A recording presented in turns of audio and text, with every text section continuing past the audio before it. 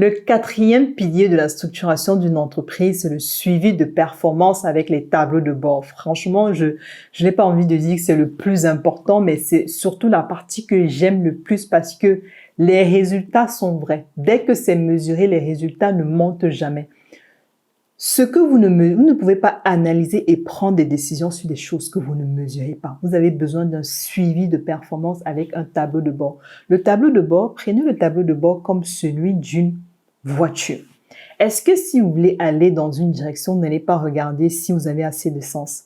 Est-ce que vous n'allez pas regarder si vous ne dépassez pas la vitesse? C'est ça le tableau de bord de votre entreprise. Et dans chaque service, pour chaque tâche, franchement, en fonction de comment est organisée votre entreprise, vous devez avoir un tableau de bord avec des indicateurs clés. Pour la route, l'indicateur ici, c'est la vitesse, c'est la quantité d'essence, c'est la quantité d'huile. Est-ce que, je ne sais pas, le climatiseur fonctionne bien? Ce sont des indicateurs, mais dans votre activité, vous devez pouvoir identifier quels sont les indicateurs que vous devez suivre. Les suivre de façon journalière, les suivre de façon hebdomadaire, les suivre de façon mensuelle. Si je reprends encore l'exemple du restaurant, le suivi de performance, c'est peut-être se dire en combien de temps, pour un serveur, hein, le suivi de performance du service, on va dire du secteur service dans le restaurant. Vous devez suivre peut-être en combien de temps est servi un plat. Excusez-moi encore, il y a des restaurants ont la réputation, oh non, il faut attendre au moins 1 heure. Il y a d'autres restaurants, tu sais, tac, tac, à peine tu as commandé, à peine le plat est là. Comment, et ça dénote en fait de l'organisation du restaurant. Ils sont organisés comment en arrière pour que le plat puisse sortir assez rapidement.